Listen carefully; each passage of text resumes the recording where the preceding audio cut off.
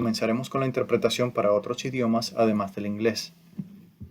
Cuando empecemos con la interpretación, verá aparecer una opción de interpretación en la parte inferior de la pantalla para un sitio web o aplicación de escritorio.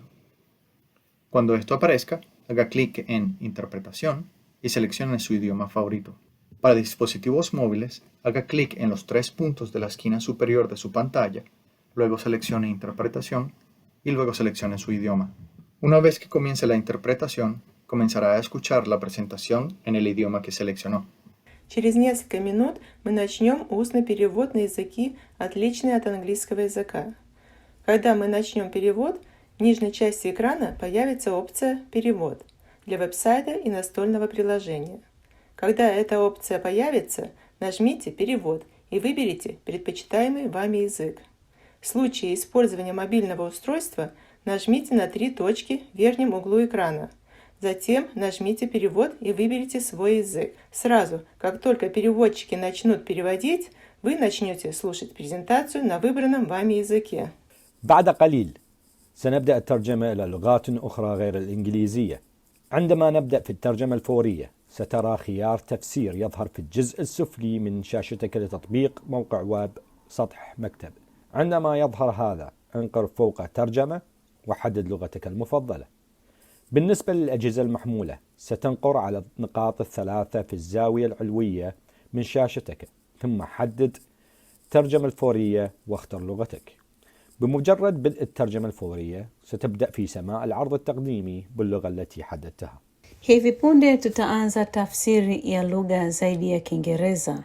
Wakati tunapoanza tafsiri, utaona tafsiri kama uchaguzi utakaoonekana kwenye chini ya skrini kwa tovuti au desktop app. Utakapoona hii, bonyeza tafsiri na uchague lugha unayopendelea. Kwa wale wanaotumia simu, utabonyeza vidoti vitatu kwenye kona ya juu ya skrini. Halafu chagua utafsiri na uchague lugha yako. Mara ukalimali utakapoanza, utaanza kusikia mada ikiwasilishwa katika lugha uliyochagua. Echaptojen kie chene chunugo ngan kajinugo rokta kajen English inam gilane chunugo kone jelo nana interpretation imene jwalo tolang tata screen wam inam nge walo menin kap chiber menu me interpretation inam kalat kajen wam ngan rore kajara tala mono go table go kone jelo chulu period go mroi pello kona yo tolang tata screen wam inam kone chiber menin inam chiber interpretation inam kalat kajen wam nge junugo kone jaronga jaga presentation ilo kajino kar kalat. In a moment, we will begin interpretation for languages other than English. When we start interpretation, you will see an interpretation option appear on the bottom of your screen for a website or desktop app. When this appears, click Interpretation and select your preferred language. For mobile devices, you will click the 3 dots in the top corner of your screen, then select Interpretation and select your language. Once interpretation begins, you will begin to hear the presentation in the language you selected.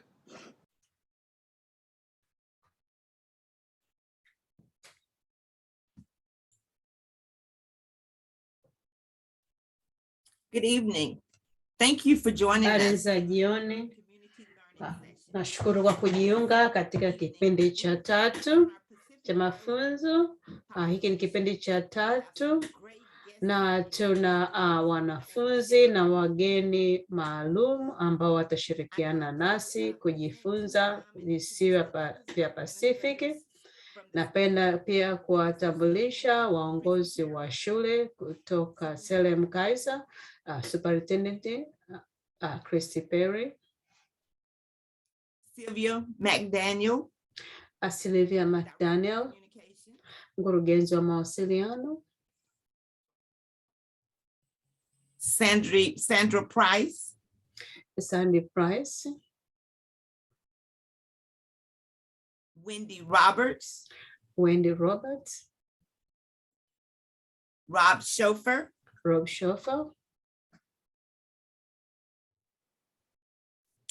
and I believe I got everybody. Naamini kwamba nimempata kila mtu. Asanteni wote kwa kuwa hapa na kujiunga pamoja nasi. Ni madhumuni yangu badilisha kuhamisha kwa mkurugenzi wa bodi Osvaldo Avila. Habari za jioni. Ninashukuru, ninafurahia kwamba wote mko hapa kuweza kujifunza, kuwa na wageni wetu maalum, kujifunza katika jamii.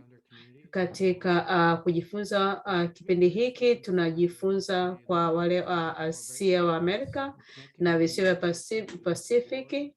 Kuweza kujifunza inatusaidia sisi kuweza kujua jamii yetu na kupunguza madaraja na kuangalia pia bodi yetu kuhamishia kwenye ile hali na kuweza kuangalia kwamba familia na wanafunzi wanaweza pia kujifunza. Na tunapenda hivi kujifunza kwa sababu zinaonyesha mwanga katika jamii yetu na ambayo inatusaidia kutuonyesha katika kutafsiri sera na katika kazi. Na ninafurahi kwamba kuweza kushiriki kwamba mkuu wa mashule yuko hapa na wafanyakazi wa Salem-Keizer wako hapa na wale ambao wamefanya kuhakikisha kwamba hichi kipindi kinakuwepo, na kwa wageni wetu pia leo ninawakaribisha pia, ninawahamasisha kuuliza maswali, kusikiliza, na pamoja na hapo utatumiwa nakala kuweza kujaza kuonyesha kwamba tumefanyaje. Nina furaha kumtambulisha Kathleen Johnson. Thank you, Chair Avila. Asante, Chair Avila. Habari za jioni kila mtu. Nimefurahi kuwa hapa. I am part of the panel along with Mimi ni sehemu ya jopo pamoja na kwamba Daktari Sandy Yuchi na Bini. She's retired and has been involved na yeye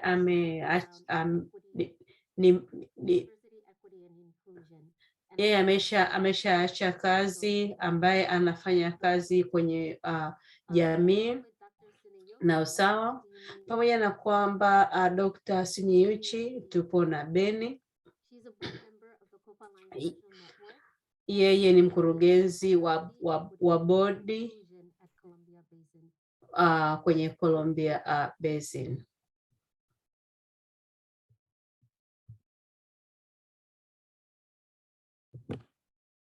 Thank you. Asante. So this evening, jioni ya leo guests will be able to ask questions. Wageni wetu wataweza kuuliza maswali. Ukiangalia utaona kwamba kuna maswali na majibu. Tuna Wendy, Robert na Rob Shoba ambao ndio watakuwa wanaangalia maswali, na tunahakikisha kwamba watakuwa na maswali yako yamejibiwa.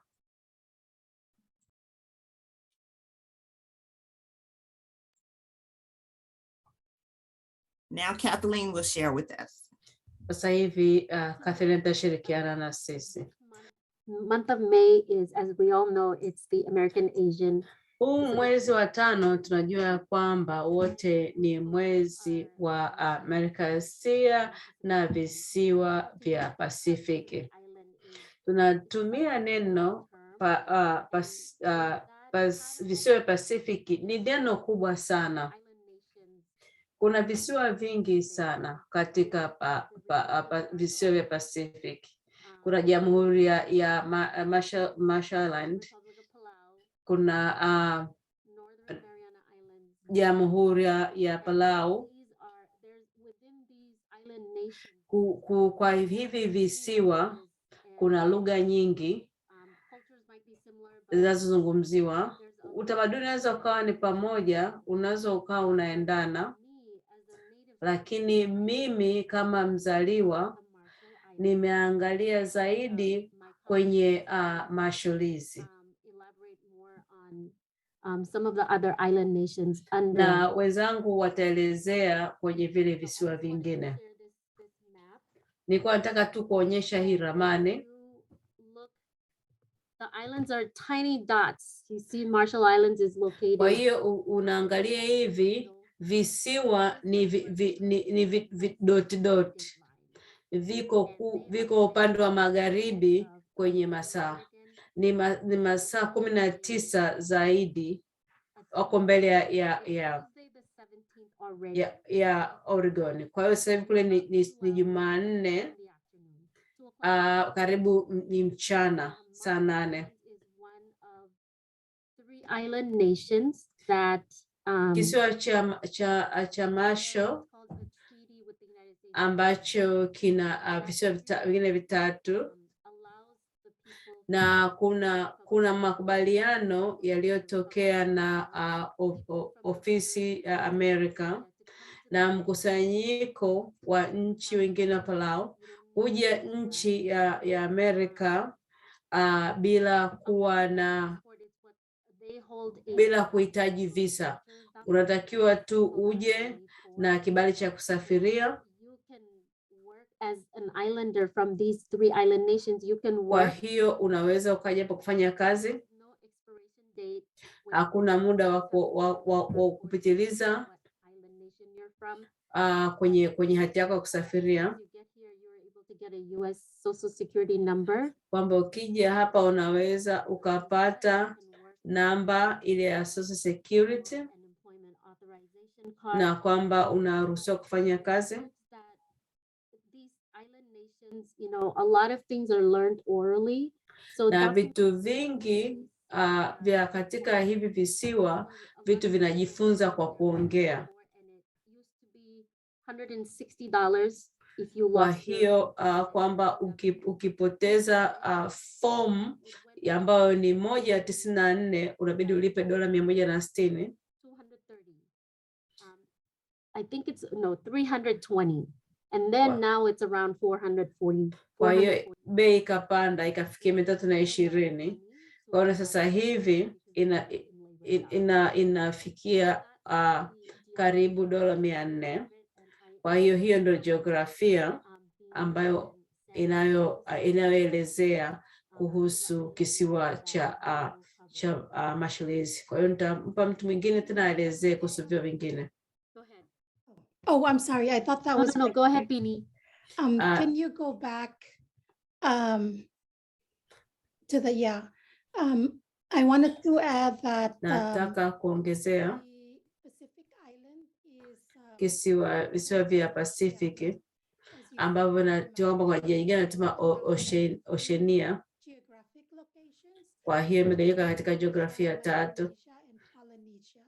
So islands such as Hawaii, Tonga, Hawaii, kisiwa cha Hawaii, Samoa, Tonga considered as Polynesian. Wataonekana kwamba ni wa Polynesia. Au ni kusini ya Pacific. Na Micronesia ni ambao wako juu. Na mimi nitokea Palau.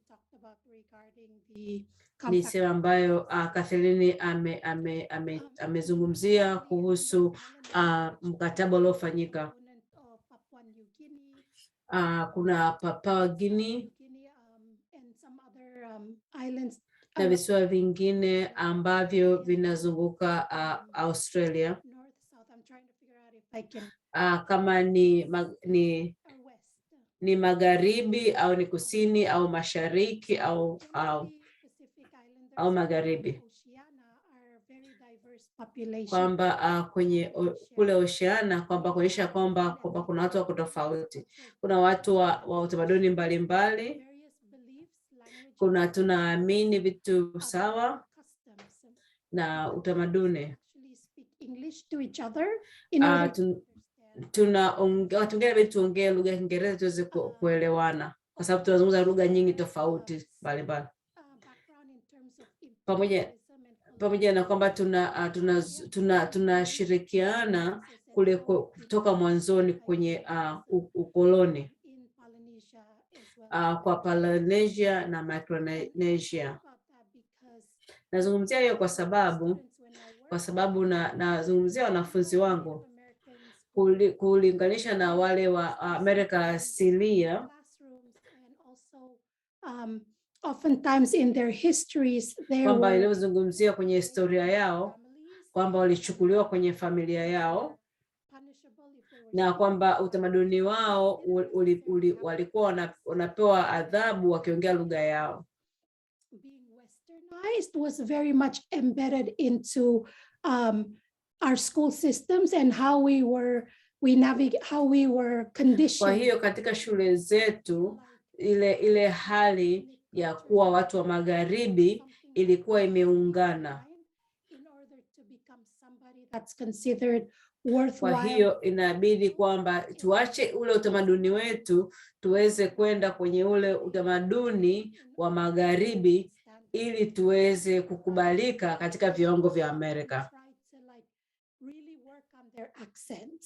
Kwa hiyo tulifanya kasha kwamba tunaongea hata jinsi ambavyo tunazungumza tupate ile lafudhi yao. Don't stay under the sun too long, you might get dark.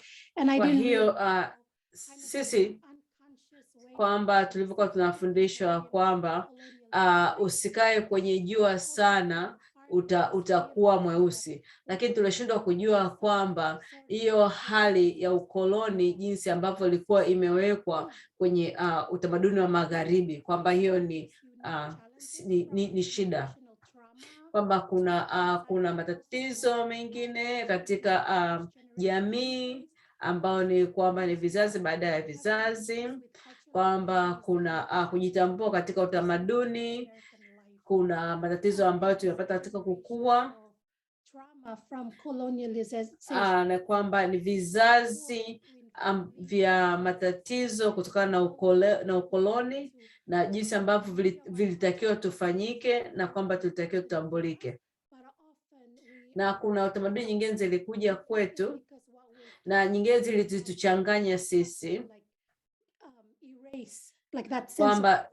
kwamba tufute ile wasilia wetu ili tuweze kukubaliana na utamaduni wa magharibi.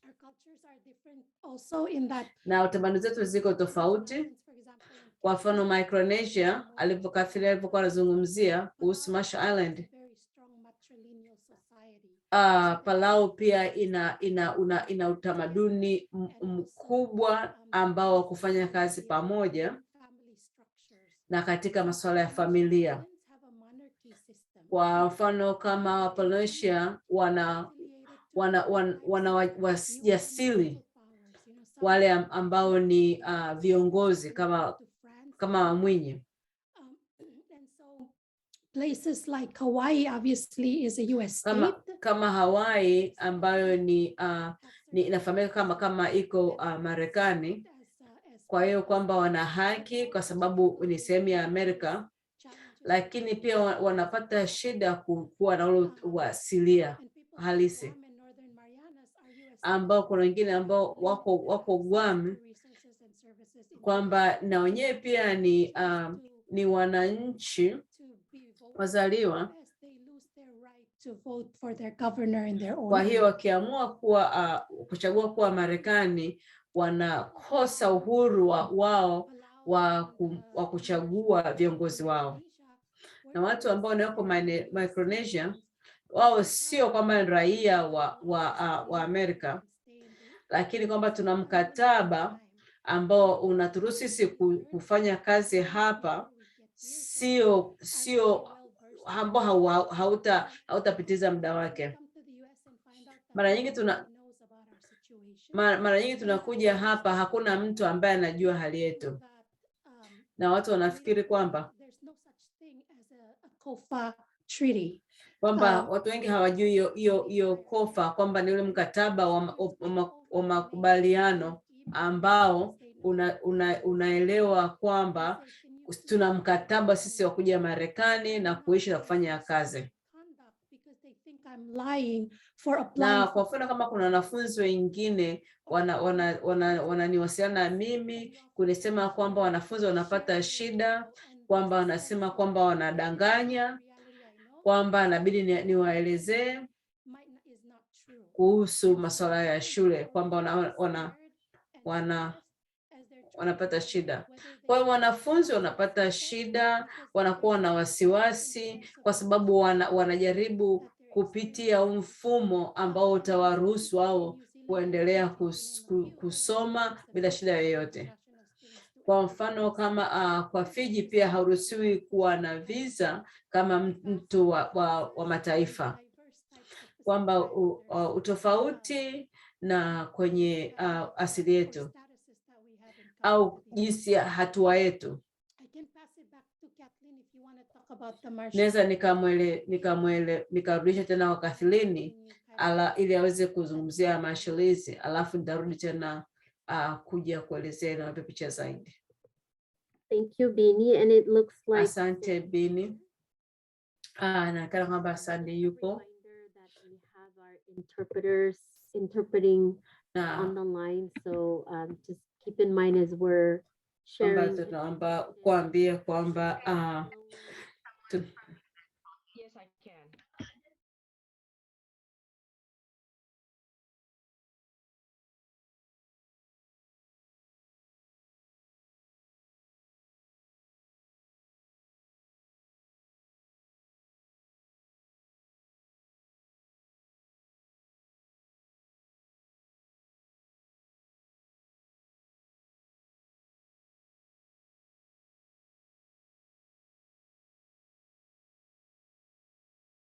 States government saw the Marshall Islands as a place where they could test the atomic bombs right after the war. And so they used two of the islands. If you could go to the next slide.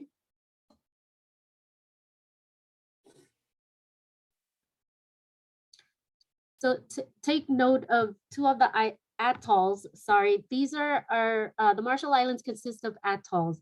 The difference between an atoll and an island is a piece of land in the middle of the ocean. And then atoll, it used to be an active volcano. Over time, that volcano sank, became dormant, and the mouth, as you can see, they look like there's blue, and then there's like circular lines. That used to be the mouth of the volcano, and the body of water inside those circular looking, things, that's called a lagoon, and outside is the ocean. So all of these atolls in the Marshall Islands used to be volcanoes. Kwa hiyo vyote hivyo vilikuwa ni volcano. I think 5 of the islands are actual. Nadhani visiwa vingi ni vitano, sio ambavyo viko ni atoll. Ukiangalia upande wa kushoto, unaona kwamba viko kuna vitu Ujilagi na vingine vina Anarectum. Na ukienda upande ule wa kulia,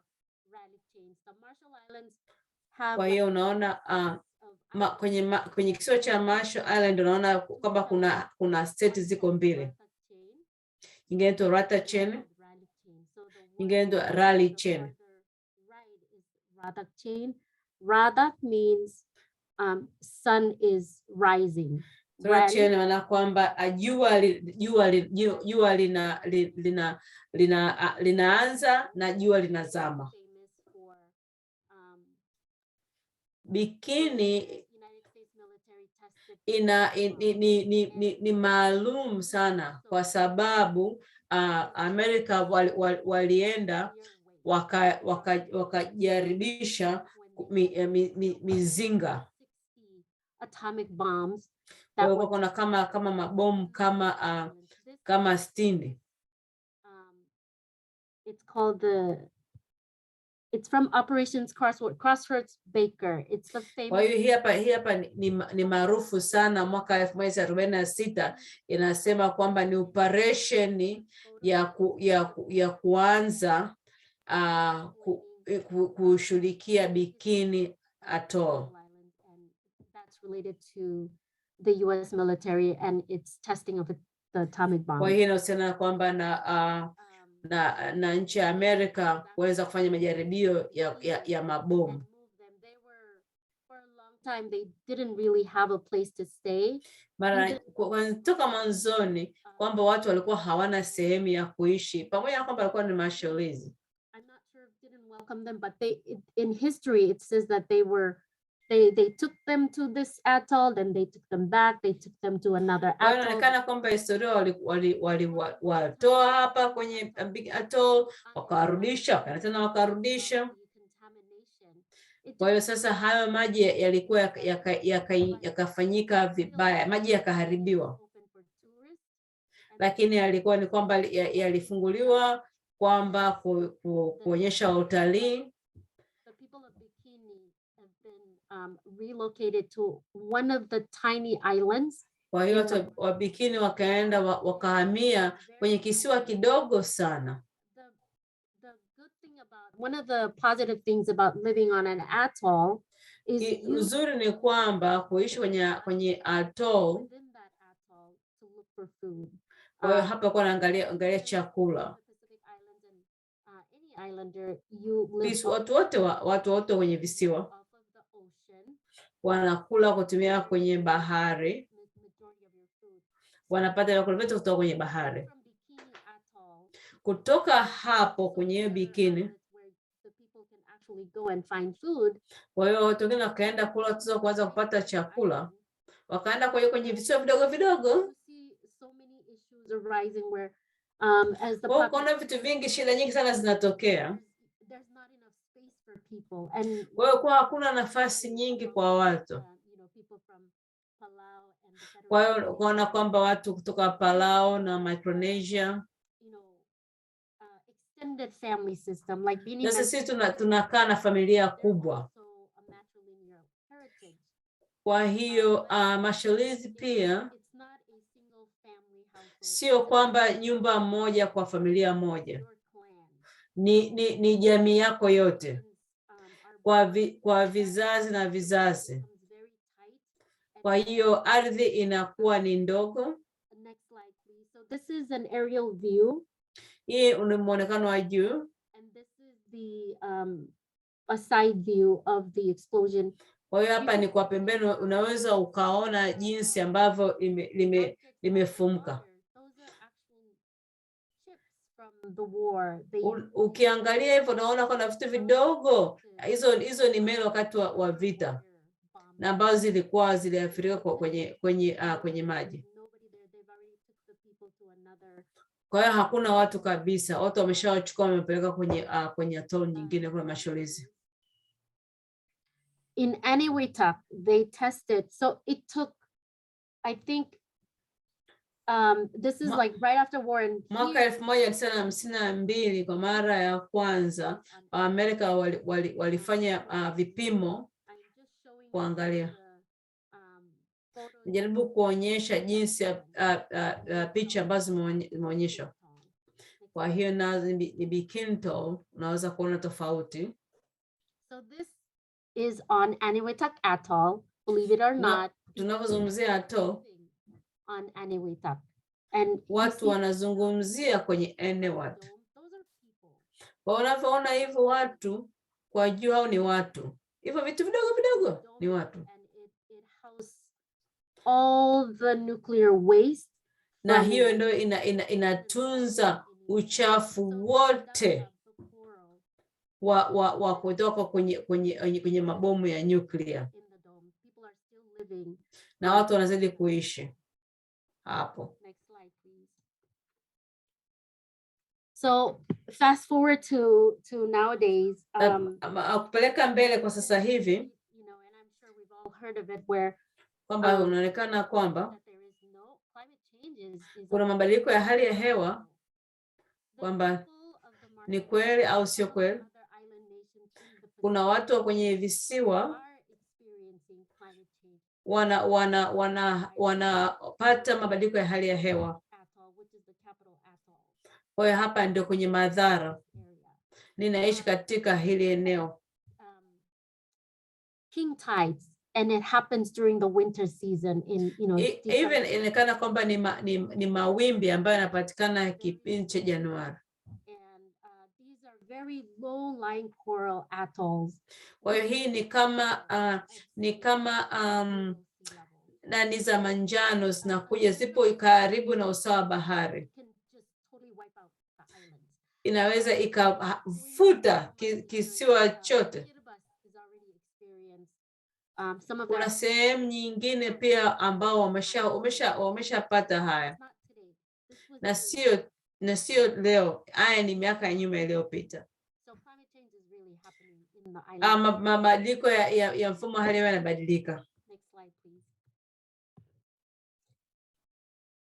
And I want to, before I jump more into, I want to give the opportunity to. Kabla sijaendelea zaidi, nataka nimpe nafasi Sandy na Bini.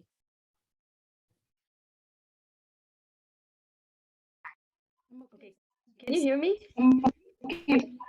Nanisikia? Can you hear me?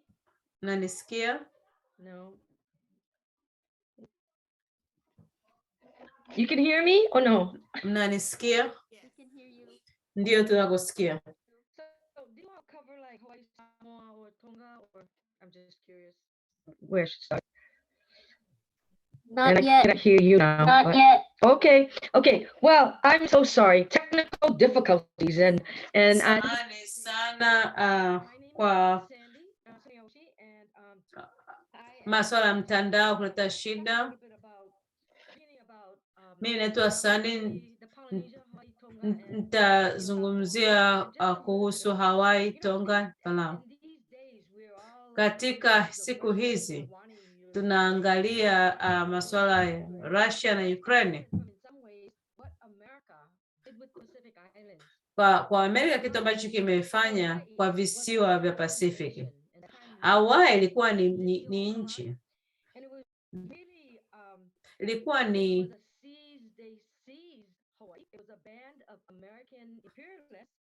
kwa hiyo kaona kwamba Hawaii ilikuwa ni kwamba ni sehemu ya mazao.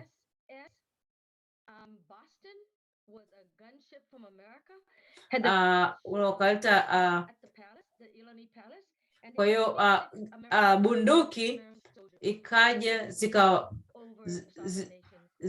zikawapiga kuweza kuwachukua, na watu hawakutaka watu kuumia, kwa hiyo wakawapa, na hiyo ni kitu kibaya sana.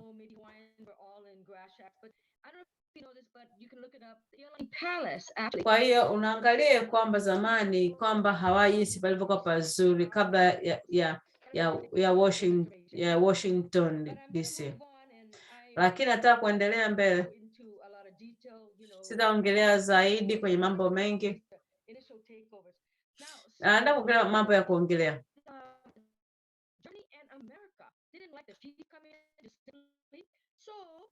Kwa hiyo Amerika kutaka kujua kuingilia kwa watu wa Amerika ya Samoa watachukua hii.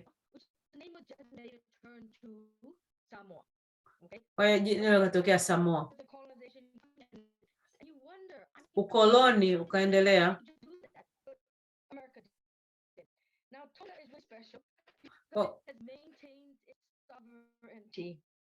Kwa hiyo wakafanya mabadiliko ya kuweza kubadilika kwa visiwa vya Pasifiki kuendeleza uongozi wake.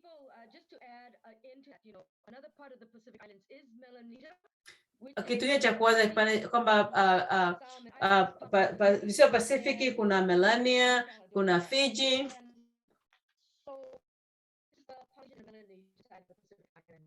Kwa hiyo Polynesia na visiwa vya Pasifiki. Sisi wote hapa ni wahamiaji. Kwa hiyo kuna kama watu 5,000.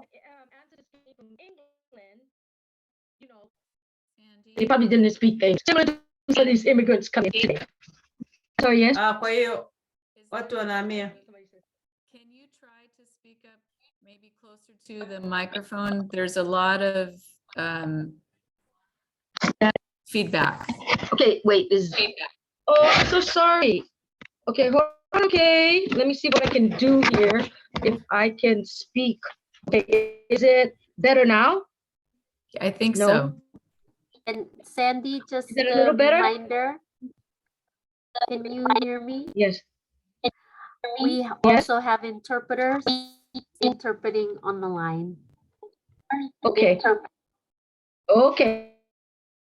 Okay. Well, I'll try and just put my face closer to the computer, okay? And if you Wango karibu. Kama mtanisikia mtu apungie. Kwamba mimi PhD yangu ipo kwenye saikolojia. Uangalie mchango wa visiwa vya Amerika katika mchango wa Amerika.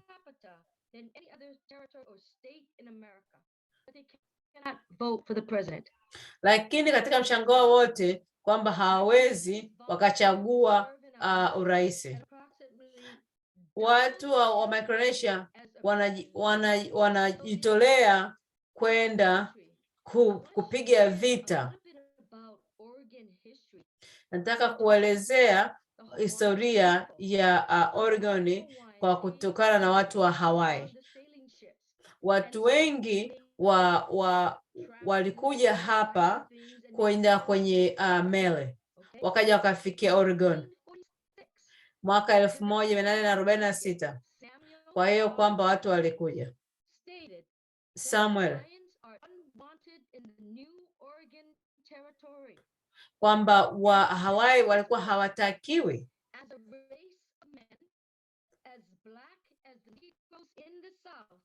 kwa sababu si weusi kama watu weusi. Kwa hiyo hatukuhitaji kukaa Oregon kwamba waweze kwamba kuchukua lugha au kwamba kuzaliwa na kuwa na kuzaliwa kuchagua uraia, alafu haturuhusiwi kujitetea mahakamani juu ya mtu mweupe. When you wanna just go like this. Kwa hiyo Catherine, mimi siangalie muda, wewe ukiona wewe ingia katika tuelezee. Wanafunzi wa visiwa vya Pacific, kwa hiyo wanapata shida kwenye masuala ya masomo na familia, na wanafunzi wana usumbufu wa ziada kwa sababu ya utamaduni, alafu kutokana na kwamba watu wao sio wengi, kwamba unyanyasaji na uongozi wa shule katika mwingiliano, kwamba wanapata shida kwenye masuala ya unyanyasaji. Ukifanya uchunguzi, ukiangalia utamaduni, kwamba vitoto visio Pasifiki ni mkusanyiko wa pamoja. Ni kundi gani zuri katika kundi? Kwamba kuendelea kuelezea vitu kwamba ambavyo vinasaidia kuleta katika jamii kwa watu wengine, au nafikiria kujiunga na mtu mwingine, au kwamba namsikia mtu mwingine katika mkono mwingine. Wale ambao ni wa Europa ambao wanakuja Marekani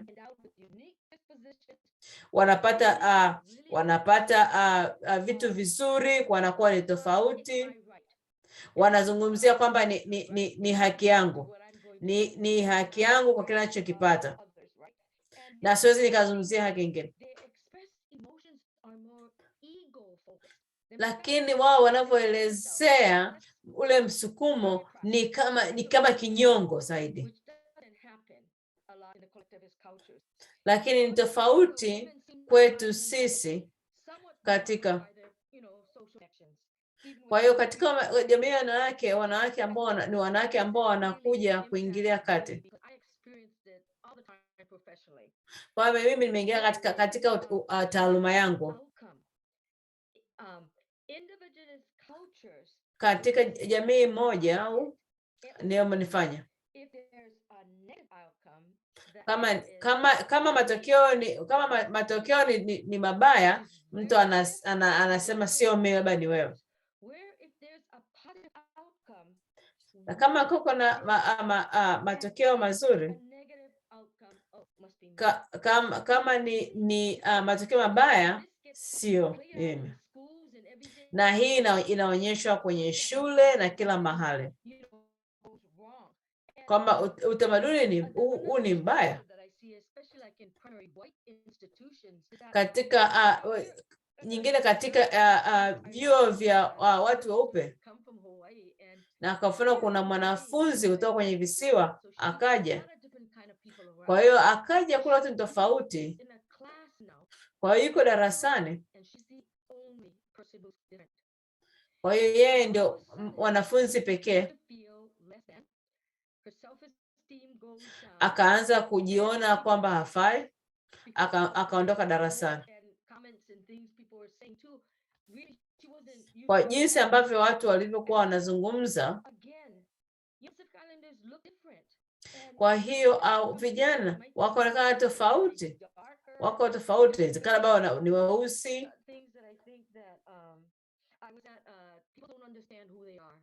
Watu hawajashindwa kujua kwamba anashindwa kujielewa. Na mwanafunzi wangu mmoja alikuwa anatokea Chakizi, kwa sababu wakaanza kumzungumshia kwamba anaongea Kispanishi. Kwa hiyo katika nchi hii kwamba katika nchi hii unapozidi kuwa mweusi kuangalia kwa mtazamo wengine. Walimu shuleni, uongozi, ili uweze mtoto aweze kufanya vizuri, unaangalia. Kwa hiyo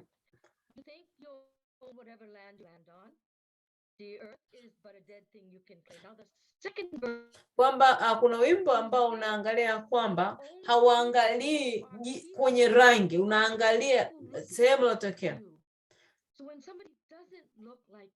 Kama mtu hakuangalii kama wewe, kwa hiyo tayari hapo kuna ubaguaji. Kama ni mzuri, kama ni baya, nani ameunganishwa na hajaunganishwa. Na tena kama unataka kufanya maendeleo ya shule ya wanafunzi, lazima uhakikishe kwamba wanafunzi wanakubalika, wanaeleweshwa. Lakini nilikuwa na mwanafunzi ambaye ni wa mashalizi. Kwa hiyo watoto wanaita mimi tako kwa sababu yanashindwa kusema takao, lakini hawanisikii.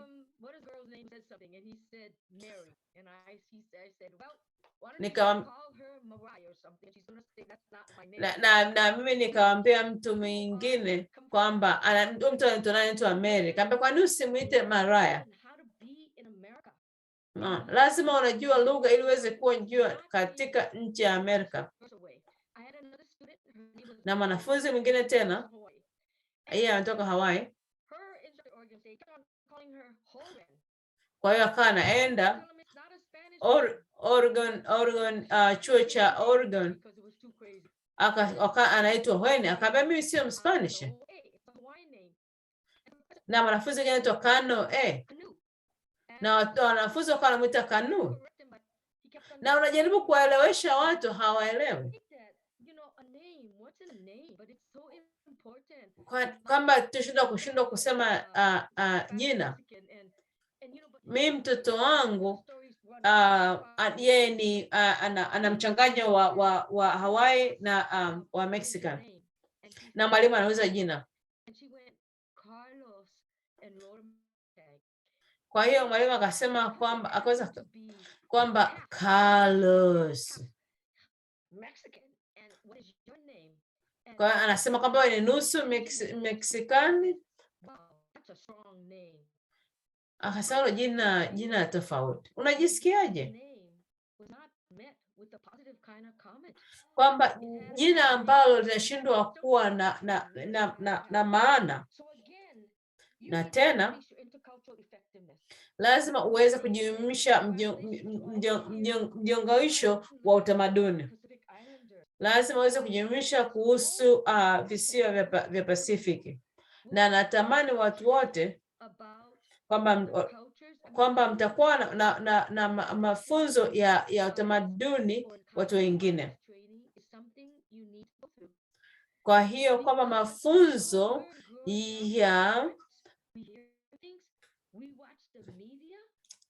mafunzo ambayo unayapata kuhusu utamaduni na ndo vitu ambavyo tunabidi kujifunza katika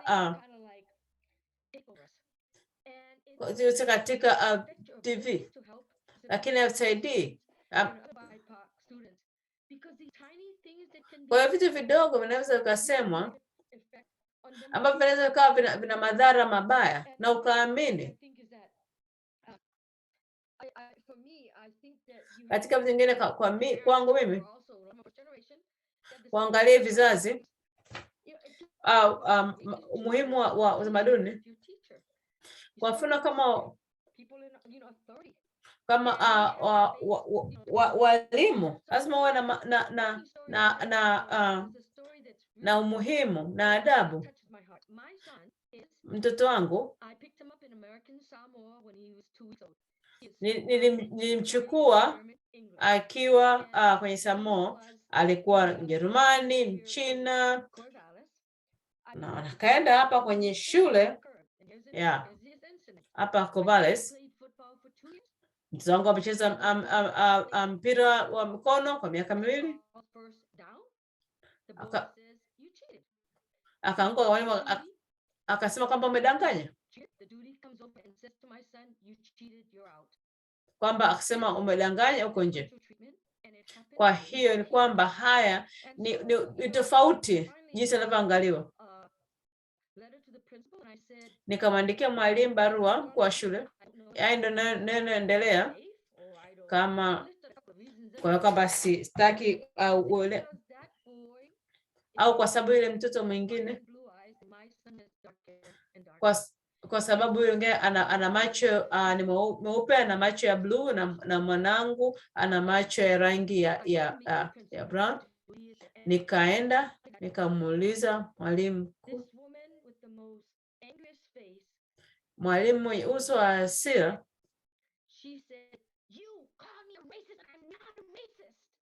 umeniita mimi kwamba ni mnyanyasaji na mbaguaji, lakini sio. Nikamonyesha barua, nikamwambia hii barua ndio inasema hivi.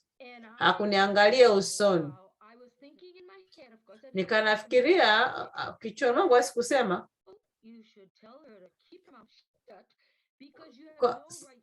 kwa sababu wewe ni mwalimu mkuu, ungekaa ukafunga mdomo kuliko kuniambia mimi hivyo.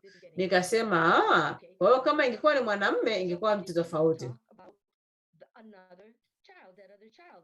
Kwa hiyo nikaenda sema mwanafunzi mwingine akasema huwezi kuzungumzia wanafunzi wengine. Akasema uongee tu wanafunzi wangu.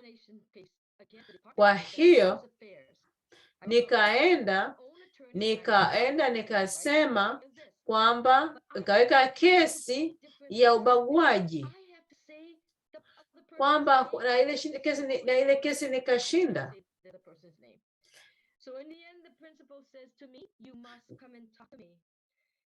Na mwisho yule mwalimu mkuu akaja akasema uje, na wanafunzi wangu wakaisema, akasema unajua unasemaje? Akasema kwamba sisi wote hapa ni kwamba ni wa Asia.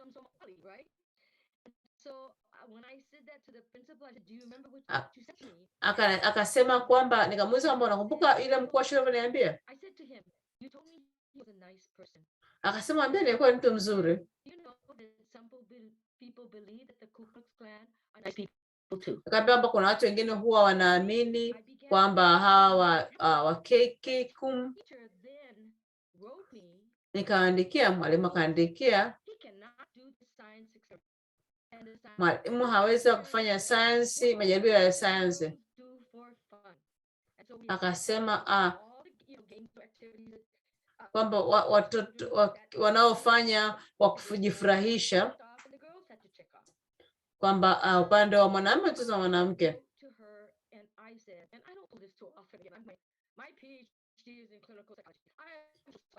Kwa hiyo mimi sifanyi sana hivi, lakini kwa sababu mimi mtaalamu kwenye mambo ya saikolojia, kwa hiyo siwezi kufanya kwenye majaribio ya sayansi kwa jumla.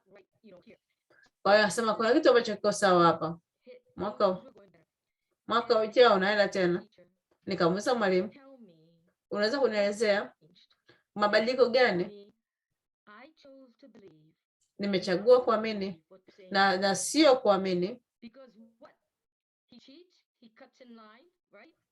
Anadanganya, anawakwepa wenzake na anafanya vitu vibaya. Kwa hiyo unamwona yeye anavyocheza. Akienda sehemu nyingine hana shida.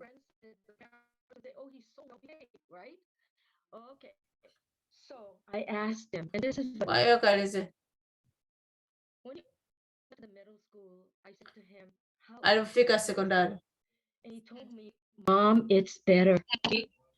Your voice is Can you hear? going out. Your voice is going Okay. out. Okay. So anyway, I asked him how Nikamuuliza. Akasema tofauti ya shule. Akasema ni bora. Akasema kwa sababu wananiangalia mimi kama mimi nilivyo. Sasa tofauti gani na shule ya msingi? Akasema kwa sababu gani kwamba unaona kwamba tofauti? Akasema kwa sababu mimi shule ya msingi nilikuwa niko peke yangu.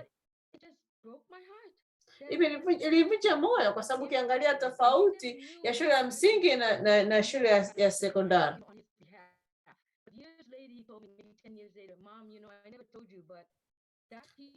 was picking on me and the other students of color.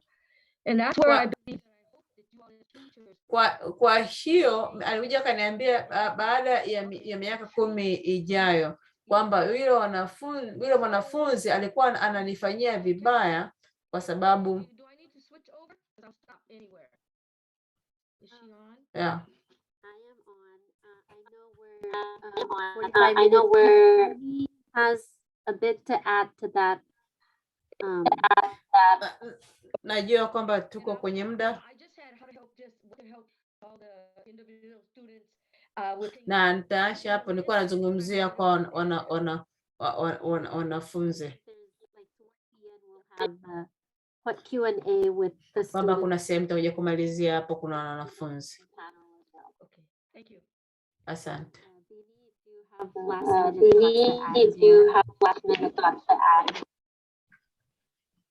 Okay, I'll close us out. Tafunga. Sandy, she clarified a lot of things. For whatever reason, I'm getting a feedback back. So, wait. Perfect. I think that works. Okay. Sasa nadhani inafanya kazi. Asante. Kama Sandy alivyozungumzia na Kathina amezungumzia kwamba njia tofauti, kwamba visiwa vya Pasifiki.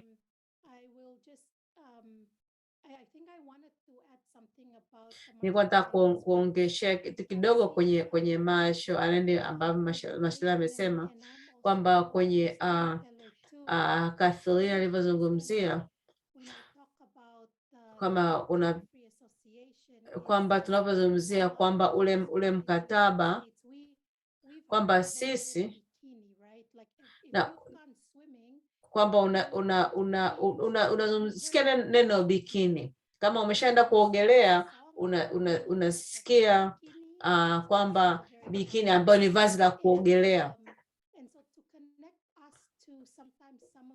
Kwa hiyo kuzungumzia hivi vitu na historia, ninawazungumzia watu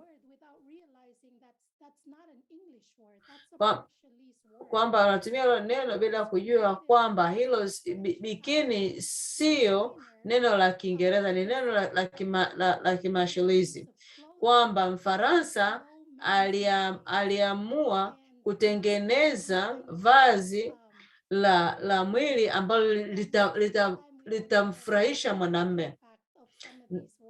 Na unaona kwamba kuna maneno mengine ambayo yamekuwa na mwanga mkubwa, ambao maneno ya kihistoria, kwamba wanafunzi wetu mara nyingi wanakuwa wanapata shida ya kutengwa na kuelewa na kuweza kujua kwamba hali ile ya kukubalika na hali ya kujumuishwa, na kwamba tuwe ni muhimu kabisa na wanaelimu na wale ambao wanafanana na wao. Nilikuwa nasoma jarada gazeti ambalo linasema kwamba mjumuisho, kwamba watu wa visiwa walimu ni kwamba ni 1%. Hilo ni tatizo sana, kwamba wanafunzi hawawezi kuona watu ambao wanafanana na wao, kwamba wanafunzi wakiona kwamba watu wao hawaoni kwamba watu wanawaelewa, na inakuwa ni ngumu sana kwa wanafunzi na kuweza kuwa pale wenyewe. Na kuna uchunguzi umefanywa katika chuo cha Hawaii kwamba matatizo mbalimbali ambao wanafunzi wanayapata, kwamba nidhamu, utii, kunyanyaswa, kwamba na huo muhimu, kwamba umuhimu wa wanafunzi wa visiwa vya land, kwamba wako kwenye zaidi kwenye kusikiliza, lakini pia inaweza kaelewa kwa tofauti, kwamba kuwa mtu ambaye unajihisi unaangalia mara kwa mara, kwamba wakati mwingine kwamba mtu anaweza ukaangaliwa kwa tofauti, kwamba hiyo hali ya tamaduni tofauti kuweza kutoa fursa kwa wanafunzi, kwamba bitu waulize ya matatizo, kwamba kuna uchunguzi wengi sana ambayo inaongeza hamasa jinsi ya kuweza kuwanyanyua watoto. Lakini kwa muda mwingi sana katika jamii yao na makundi yao, unaweza kuangalia kama uwezo wa kuweza kutoka nje ya yale makundi na kuweza kuelewa, na huo ni muhimu sana kuweza kujua hicho kitu. Na mimi nakumbuka nilipokuwa mwaka kwanza chuo, nilikuwa kwamba kwenye chuo cha watu weupe, kwamba nilikuwa jaribu kuangalia naweza nikawa na kaaji kule. Hata mimi wakati wa kufanya kazi zangu za nyumbani nilikuwa siwezi kuungana hata kuangalia vitabu. Nikauliza wenzangu, mfano wenu ni wewe? Unaona, kwa sababu mimi vyangu vya havinisaidii kabisa kwa jinsi ambavyo ninaelewa. Kwa tukaanza kuzungumzia vitabu kuhusu waandishi wa kutoka visiwa vya Pasifiki. Kwa hiyo naona kwamba sasa ninajiunga vizuri katika utamaduni. Kwa hiyo nasema kwamba ningekuwa wanafunzi mzuri kama ningekuwa najua hivi, ningekuwa naandika kazi nzuri za shule. Kwa hiyo kwamba sasa kwamba yani sasa kufikia kwenye stashahada ya pili unapokuwa unaandika uchunguzi wako. Kwa hiyo sasa hivi, kwa hiyo tuna mwongozo wa mazisha ya Palau, lakini kwa hatujui vinaitwaje, na huwa kuna mwongozo na vitu ambavyo wanasaidia kuweza kufanya hivyo vitu. Nitaishia hapa, niweze kuwashukuru watu wote, tuweze kujua wanafunzi na watu wengine ambao wako sehemu ya hili jopo, na kama kuna maswali tutaweza kuwa tayari kuweza kujibu kama muda wa maswali utakapofikia. Asante. Habari za jioni. Kitu muhimu tunataka tujue ni kwamba ni wanafunzi wanafunzi kutoka South Salem, lakini tunajua kwamba sio tu wa South Salem, kwamba tunataka kuangalia data, tuangalie wanafunzi ambao tunawahudumia katika Salem-Keizer, lakini kwamba ni wanafunzi wachache, lakini ni muhimu sana. Sisi tunajali sana wanacholeta. Tunaangalia kama mfano kama Kathleen, kama ambavyo anafanya kazi Kenya alikuwa anafanya, ili tuweze kuwafikia pale ambapo anafikia. Tunajua kwamba ni kundi dogo, lakini kwamba tunafurahia na tunafurahi sio hivyo, na kwamba kuna program kwamba kuwasaidia wanafunzi wa high school ili waweze kwenda kwa wanafunzi wa shule ya msingi. Tuna mikakati, lakini mwisho wa siku tunataka kusikia wanafunzi. Sisi kama wilaya ya Salem-Keizer tunataka kusikia wanafunzi wanataka kusikiaje.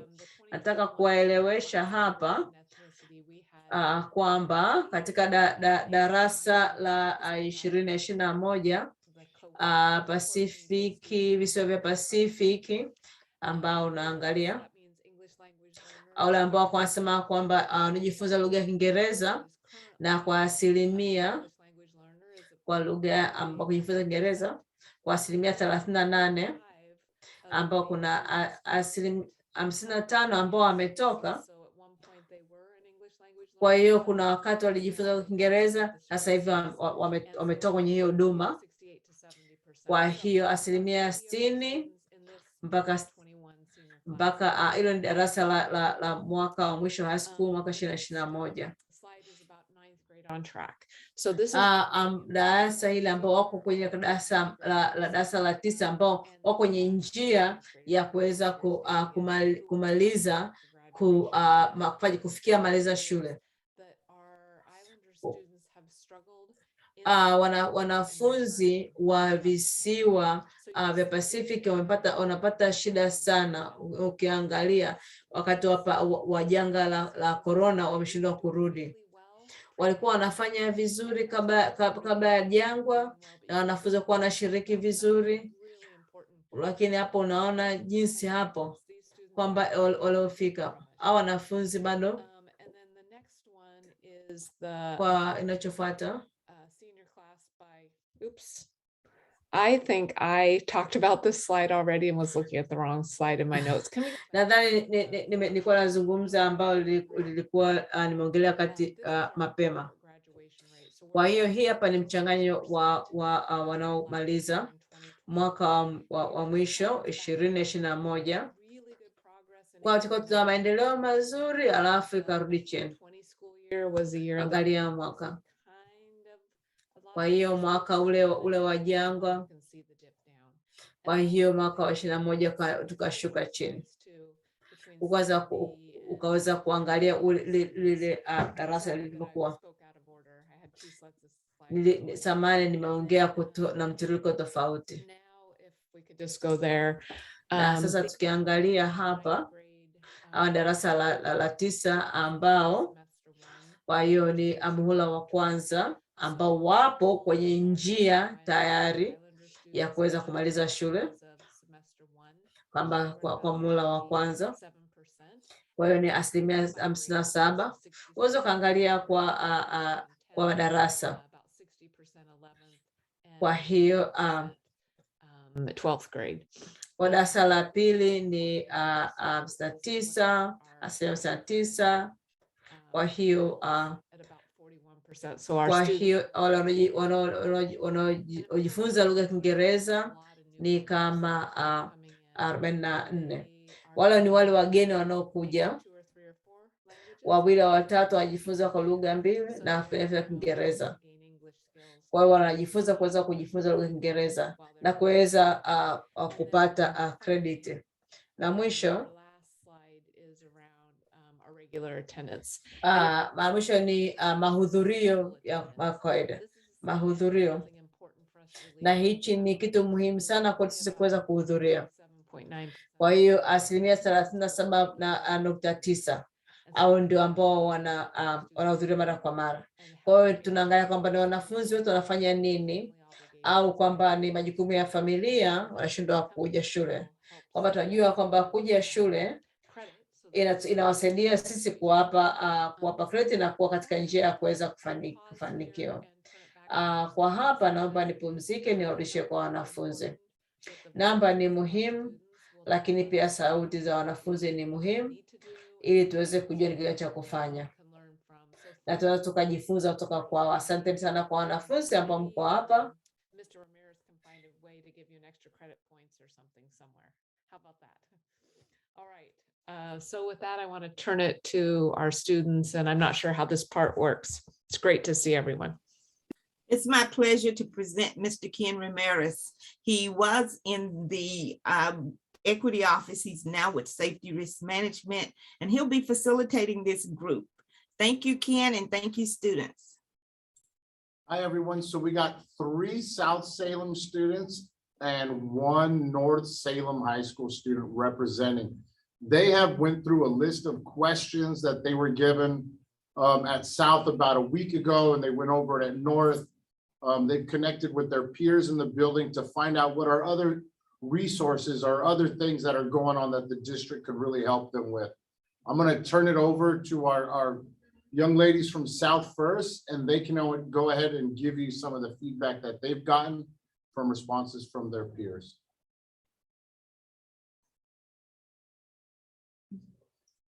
Okay, so hi everyone, my name is Dara. I'm from Chuk, and I'd say that one thing I feel like that could be like beneficial to us and help us is helping families financially. That's something that we struggle with at home. And another thing would be bringing other Islander groups together.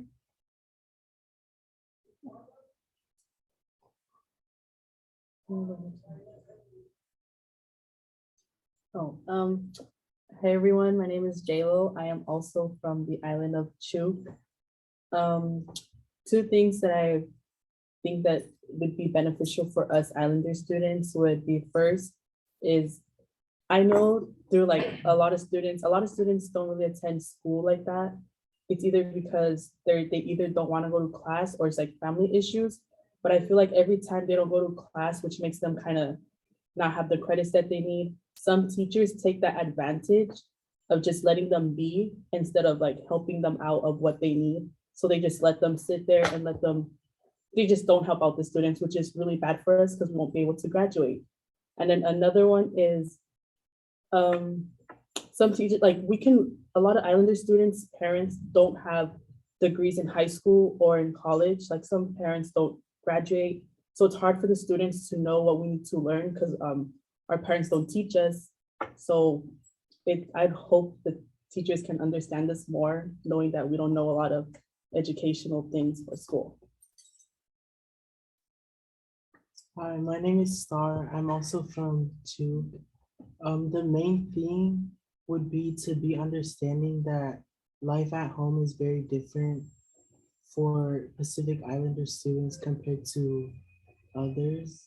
There are a lot of students that are in school that are responsible for taking their younger siblings to school and making sure there's food in the houses, because not a lot of parents know how to drive, so it's all on the students. I'm Asian, I'm a Marshallese, and I go to North Salem. One thing that I would like to say about the Asian American Pacific Islander group is, what staffs need to know about us is there's like a language barrier for some of us. And we just need you guys to know that patience is key, because some of us are like, we're struggling with English already, and with other classes that are okay. Okay. English is a tough subject. I mean, it's tough, yeah, tough subject for us because we grew up in other parts of the world, like different languages. English was not our first languages for some of us, and which makes it harder for coming to America, like the Salem and stuff, Oregon, because it's like the population is mainly Americans, and the language they speak is different from us, which makes it harder for us to learn,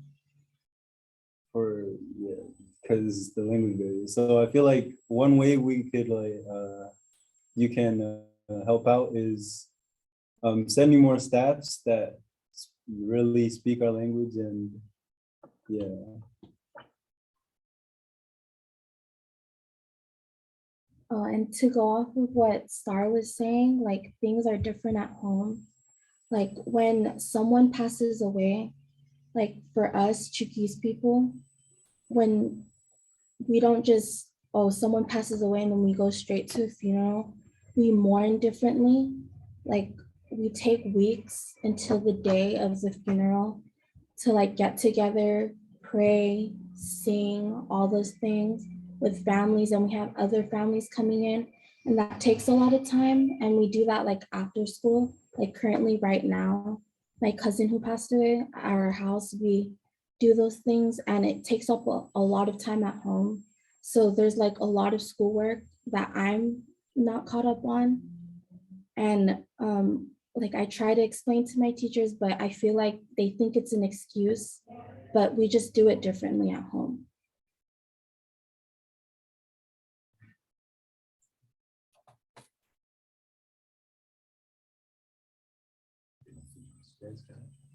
Students, thank you so much for providing some of that insight to us. You've talked about some of your biggest challenges and a little bit about how our schools could help improve that. But is there anything else you'd like us to know about those big challenges and how we could maybe help you better?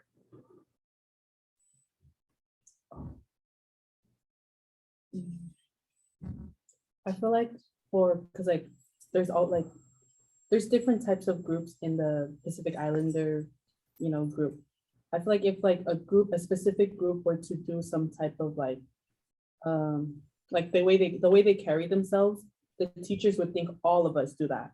But it just because one group has done it, they think we would all act like that, we would all act the same.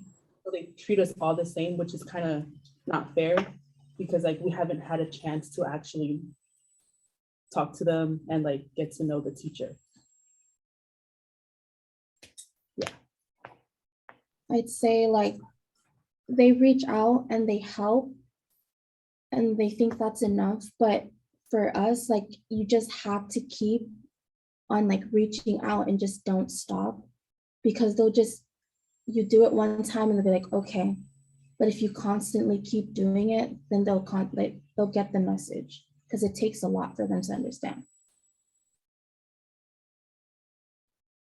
Thank you. So another question that came up, I think, is kind of the flip side, where it's what is helping you be successful at school.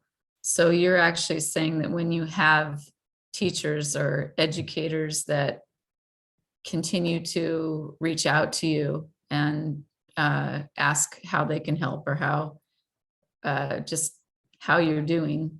That's one way to help you be successful. And if there's anything else that would help us to know. And also, let's see, what is helping you be successful at school from within the school? And then how does your family help support you in your school experience?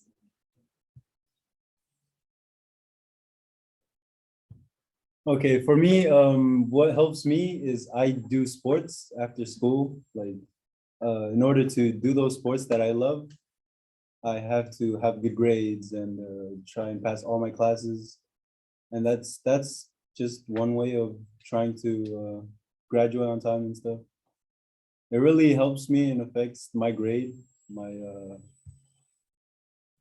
grades, because it's something I love doing. And I feel like if you find what the other students love, I feel like if you talk to them about what they love, it'll really affect them and their grades.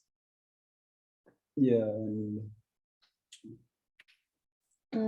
I'd say that parents, or like Chuki's parents, they don't really have an idea of how to help their kids because they don't have an educational background. So they think like school is just something you have to go to and there's nothing after that, like high school, and then that's done and then you work. They don't think, oh, college, all these things, and then all these things that will help you in the future. They just think, oh, high school, you just have to do it because you have to do it. Like they need more, like, because they don't know anything. So that's what I think they need, more help to understand that there's more than just high school.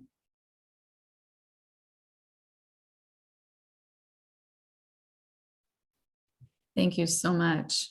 We're learning so much from you all tonight and really appreciate that you're taking the time to be with us.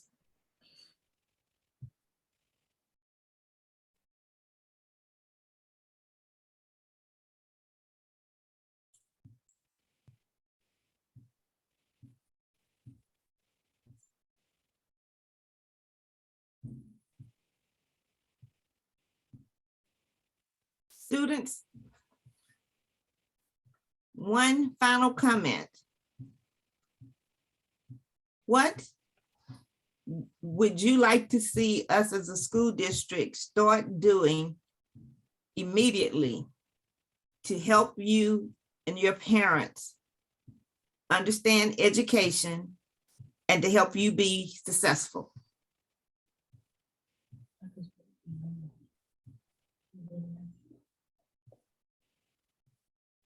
I feel like if we were to hire more staffs that are part of the Pacific Islander community, it really help a lot, because looking around in every school that I've gone to, it's either a lot of Hispanics, Americans, and African Americans.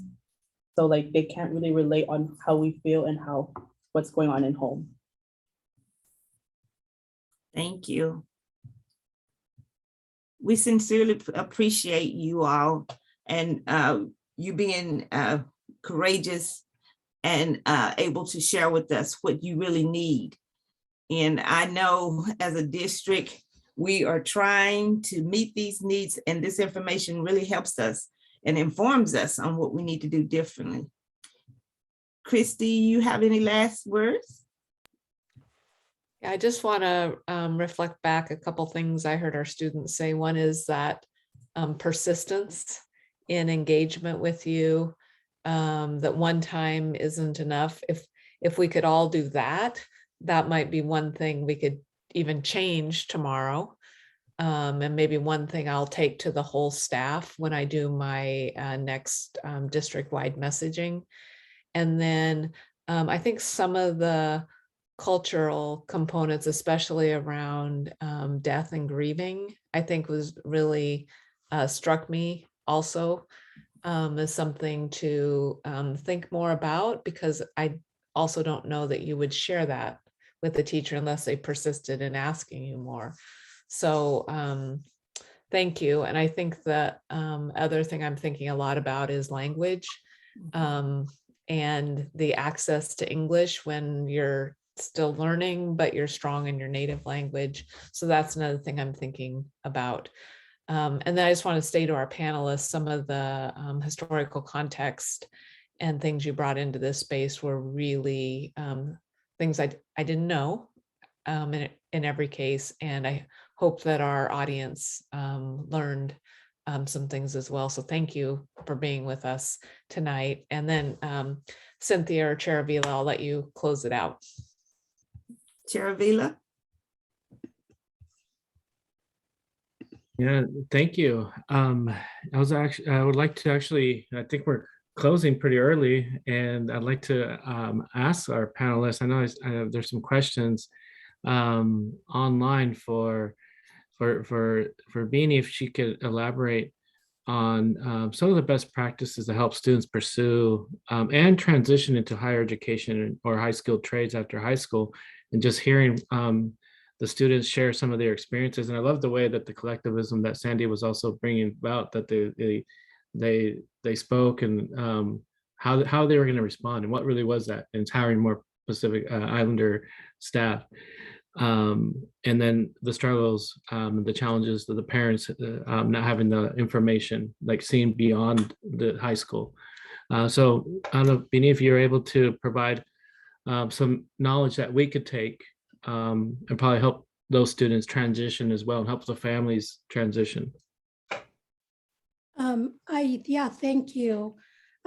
One thing that I would, I guess, say in terms of the National Equity Project, if you're familiar with it, they use a model called the liberatory design, which is kind of what you're doing right now, is really engaging in your stakeholders and letting them share their story. So we're not creating something for a community, we're creating something with the community, and allow them to be the people who are. And so this space that you're able to provide to get the students to share some of those things are really important. I also was really glad that the students talked about practices for grieving, because counseling services is not something that, you know, we utilize like that. Our healing is that gathering, and there's a tendency to say, well, go to counseling so that you can move on to the next thing.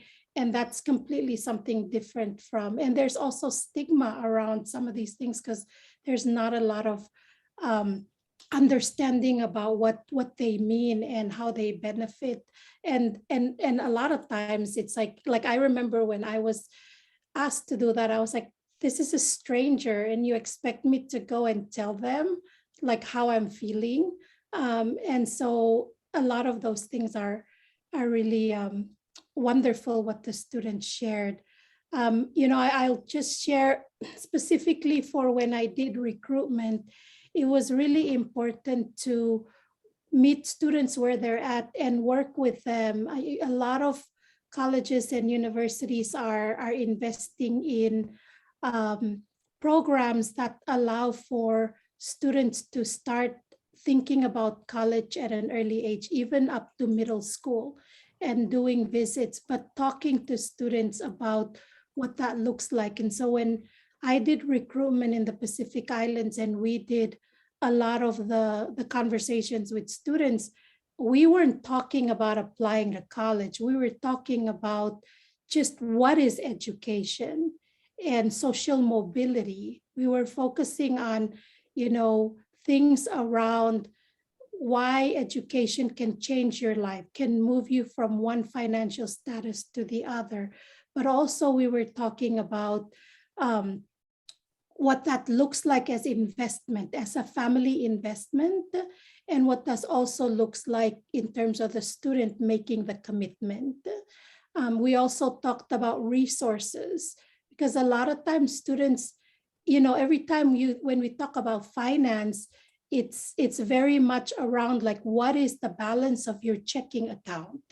And so we had to really like disaggregate that and talk about, there's, you know, food pantries, there are resources in the community that allow you to get rental assistance, There are, services that you deserve, and really talking about like shifting the reframing how we talk about deserving and being entitled, because a lot of our communities who have been oppressed do not think they're deserving, and they don't think they're entitled to any resources.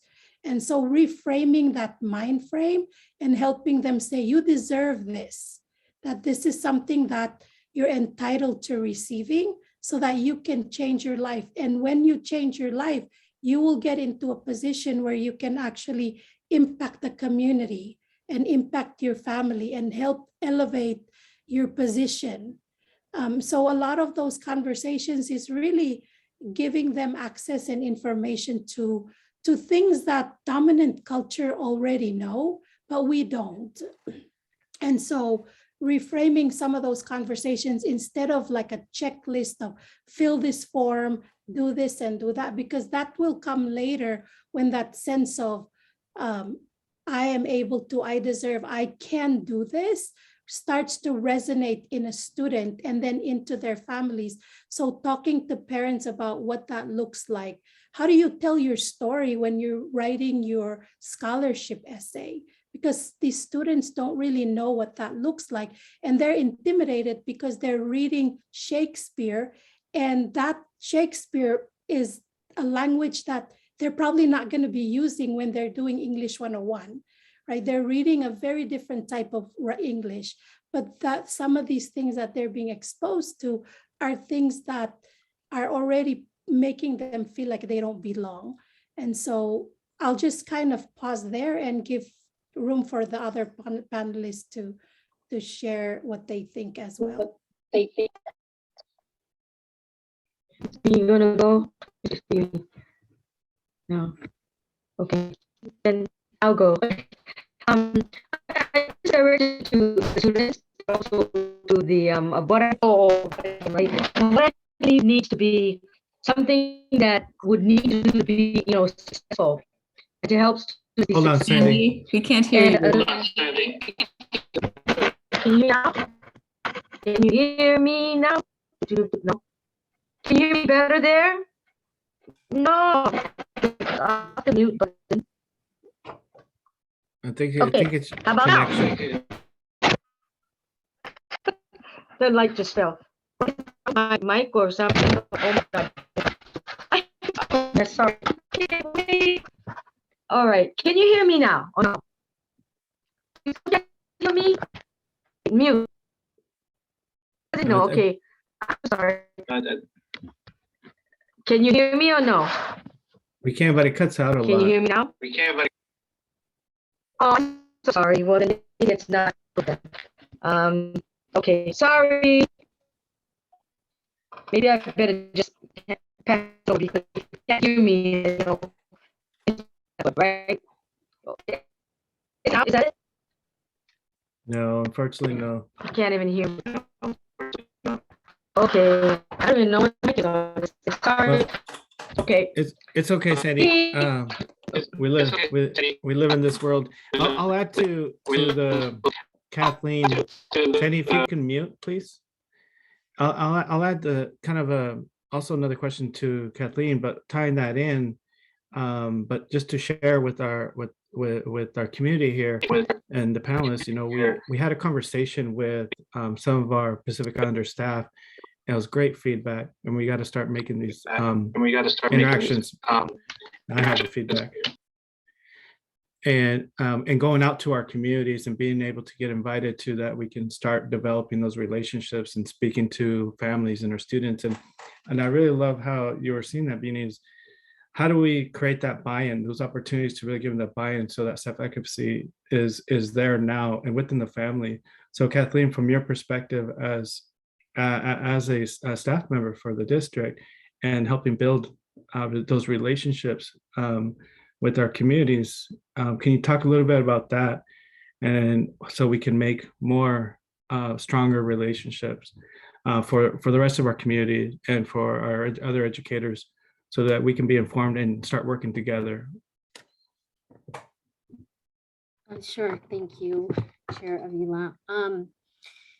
As I'm listening to the students and other panelists, it's really getting to know each student, each family, because I'm getting feedback. Okay. Even though, like, for example, as Marshallese, we might generalize like, okay, this is the way Marshallese do things, but within the community of the Marshallese, we're all very different. Each family is different. Each individual in that family is different. So really making that connection one person at a time, and not just to build those relationships because there's an agenda there, but really out of pure just wanting to know people. I read in Dr. Father Hazel, he's a Jesuit priest that lived in Chuk for so many years.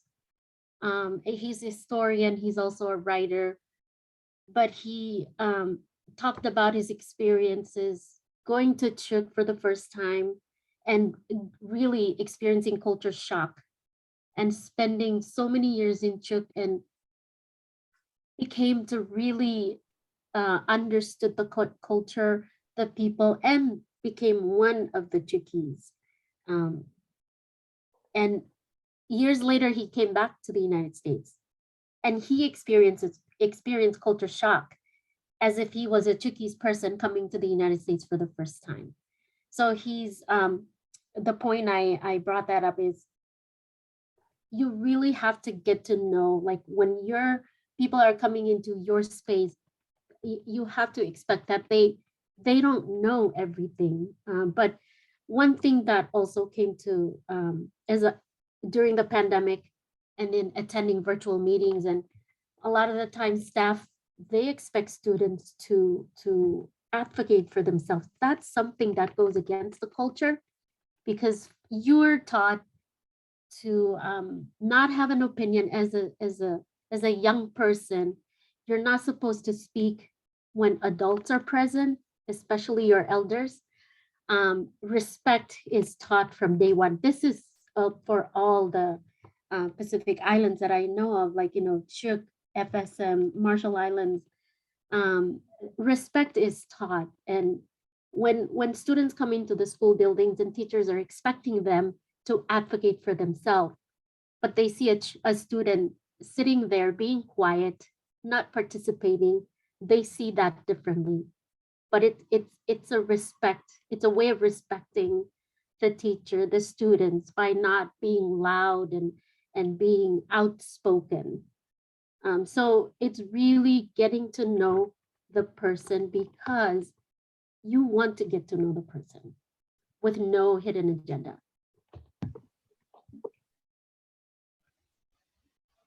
Kathleen,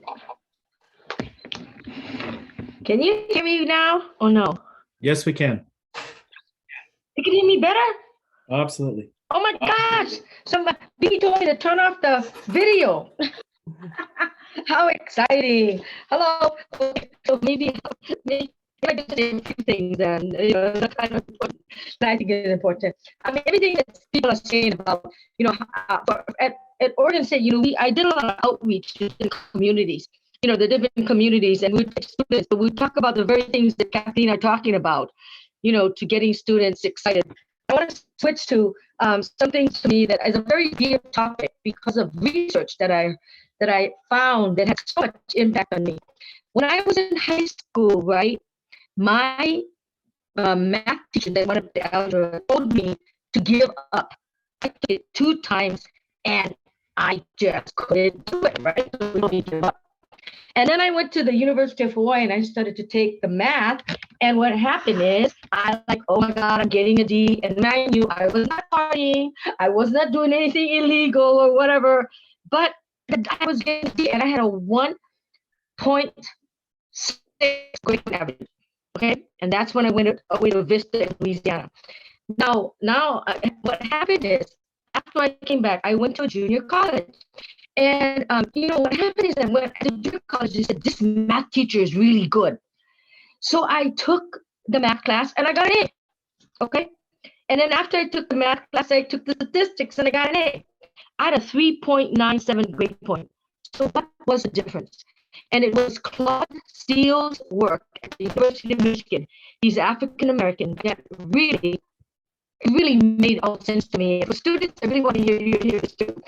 Okay, at the University of Michigan, the African American students and white students come in with virtually the same grades and scores.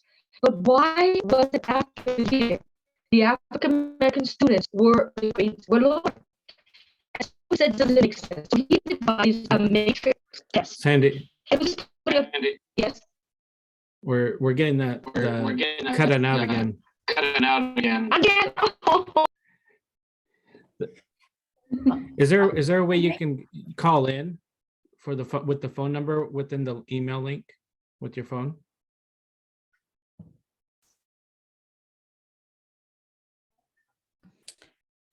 I want to share something that I don't know if it's a process.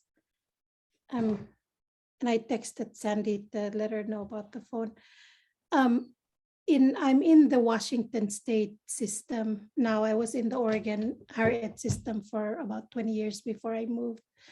And one of the things that I found very interesting with partnerships with tribal communities, as well as something they're doing, is the same model that healthcare did with COVID-19 with culturally based organization. And I thought that was an interesting model to think about as we think about how to work with communities, is thinking about culturally based organizations that have social influence within their communities and how to kind of work with them to provide, to get a better understanding of not only the communities, but also connect the community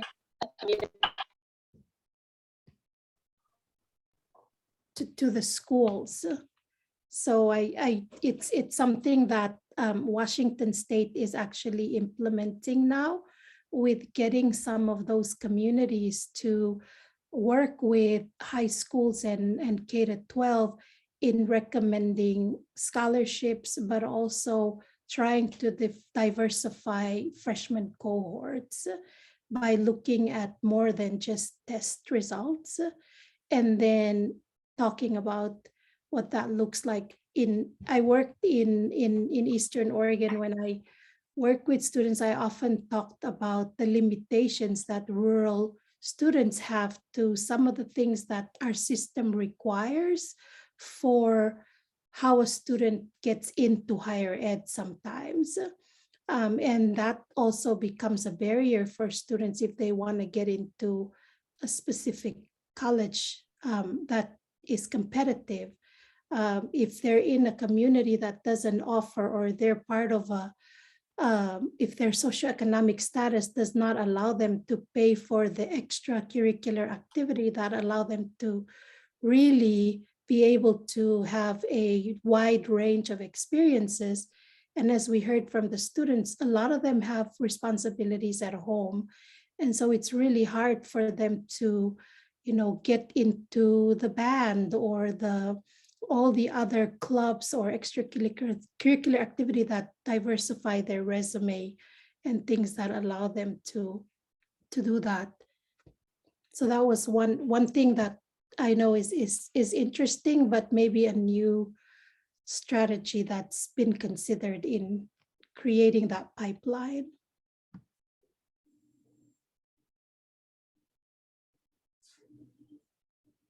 I think we've kind of discussed that as well with Kathleen and other staff members, and I think that's very spot on, that building those relationships, because it's a community, and when our students, and I know exactly what you're talking about as I engage in that process as well, and so if our students are able to get that other additional support, that key support within their community, that they have that additional motivation, right? And those additional experts that can help move along the process and continue building success for our students.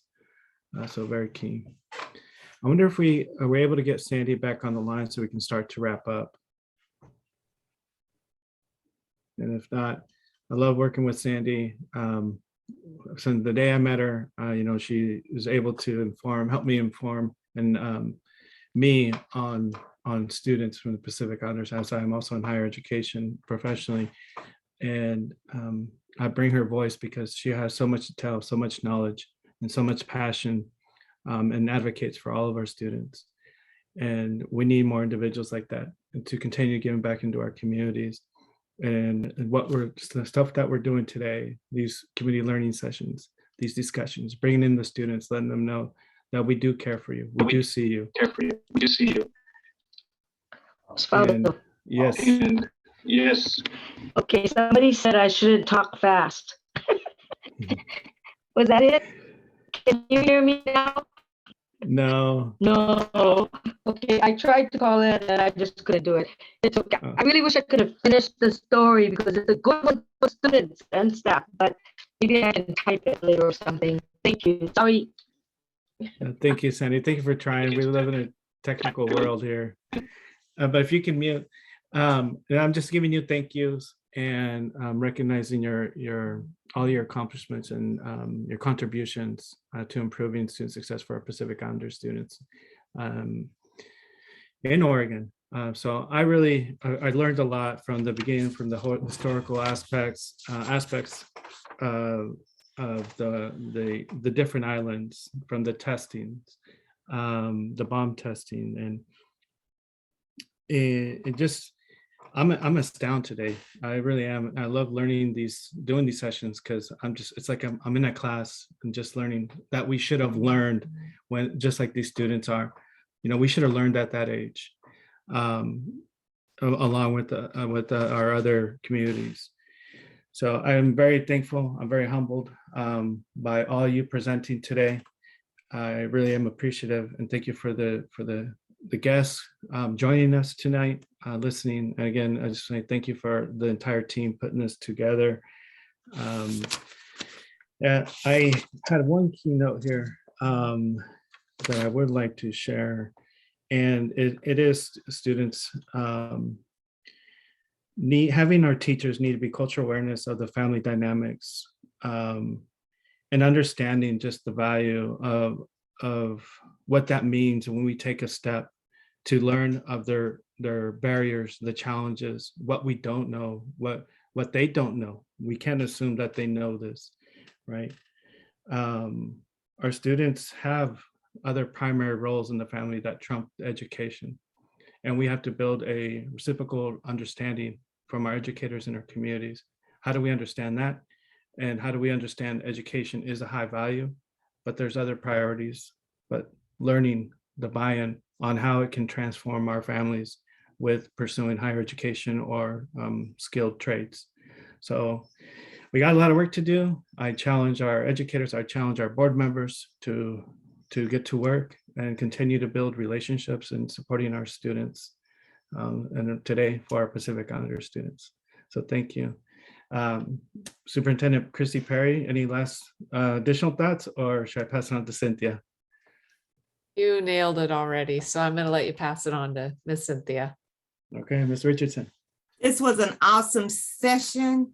Our panelists were just outstanding. You gave us some wonderful information. We hope you will continue to come alongside us and to help us implement these strategies that we need to do to make sure that our kids are successful.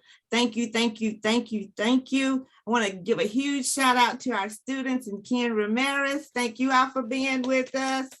You all are awesome. And we will be working with you to continue to learn from you on how we can help you be more successful. To our audience this evening, there is a survey in the chat.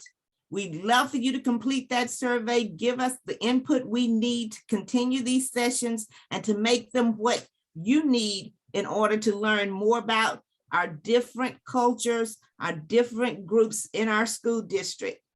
Thank you, everybody. This was a great session, and I want to thank my team. Couldn't have done it without you all. Thank you, thank you, thank you. Have a good night. Thank you very much.